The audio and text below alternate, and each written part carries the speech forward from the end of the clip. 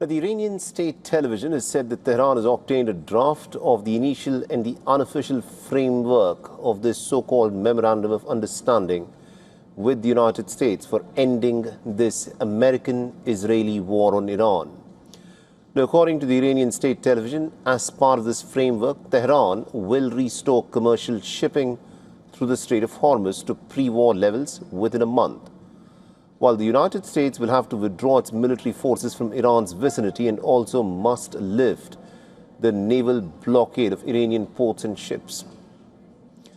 Iran's state TV has said that the framework that excludes military vessels and envisages Iran managing the ship traffic through the strait in cooperation with Oman is not yet finalized, adding that Tehran will take no steps without tangible verification. The state television has also said that if a final draft is reached within 60 days, this could be approved as a binding United Nations Security Council resolution. The White House says the report from the Iranian state media apparently is not true, and that the MOU that has been put forth in the public domain is a complete fabrication. It also went on to state that nobody should believe what Iran state media is now putting out.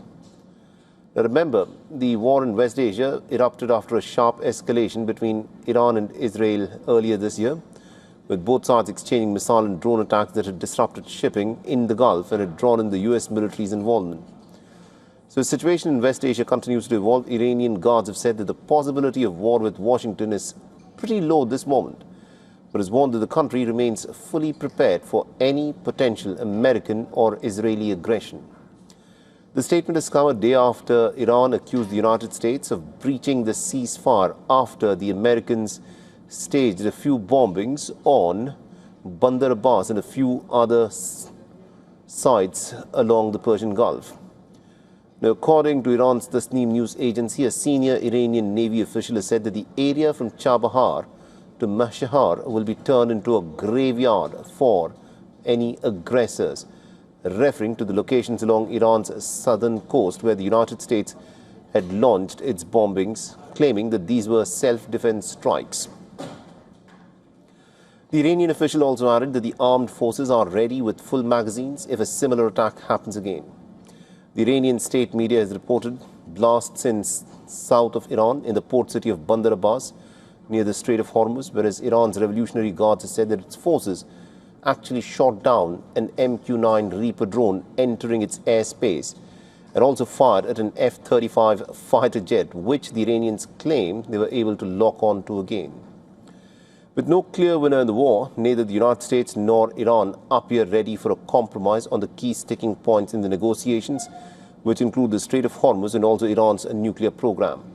And now Iran is reportedly pushing for the release of nearly $24 billion in frozen assets as negotiations with the United States continue in Qatar.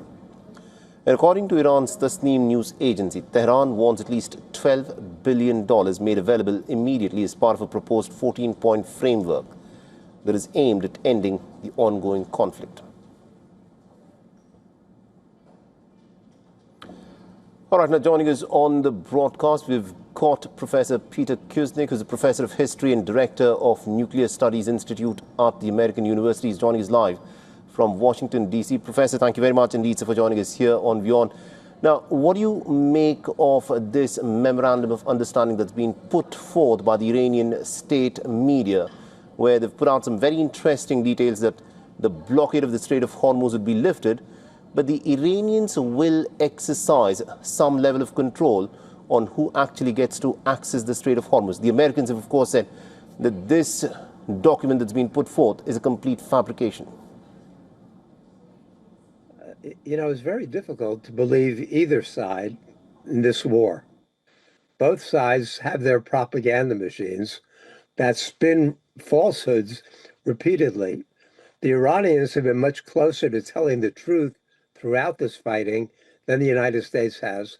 But the sad thing about it is that it looks like we're no closer to a resolution. We take one step forward and two steps back, one step forward and two steps back. So it looked a few days ago as if we were close to at least an initial agreement on the wording in a memorandum of understanding that would lead to 30 to 60 days of negotiations. Now it looks like even that is falling apart. So we're at this kind of impasse of uncertainty and confusion and chaos, but the clock keeps ticking for the United States. The clock keeps ticking for the Trump regime because the midterms are approaching. And we see Trump's approval ratings going down. We see support for the U.S. war against Iran going down, and they're already very, very low. And so Trump is in Trump might say he doesn't care about the midterm elections, but we know that his party does, and everybody around him does. And so it makes Trump look even more lost and out of step with the American people when he says that.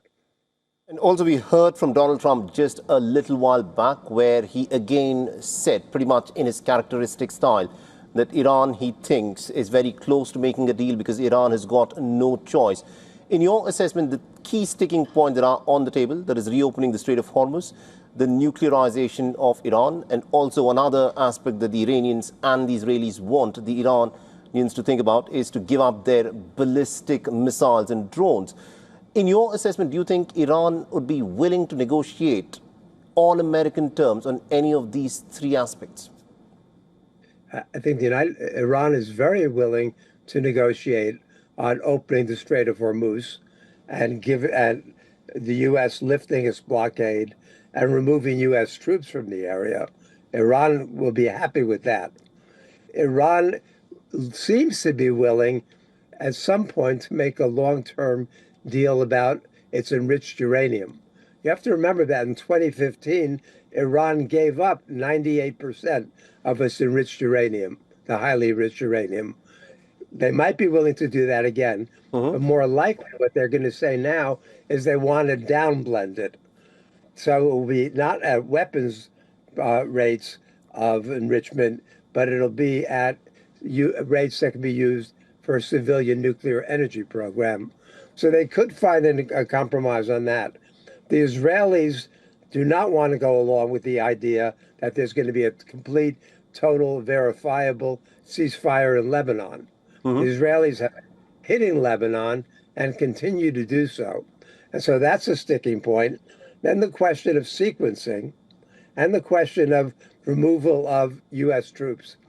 They are going to lift the blockade in the Gulf.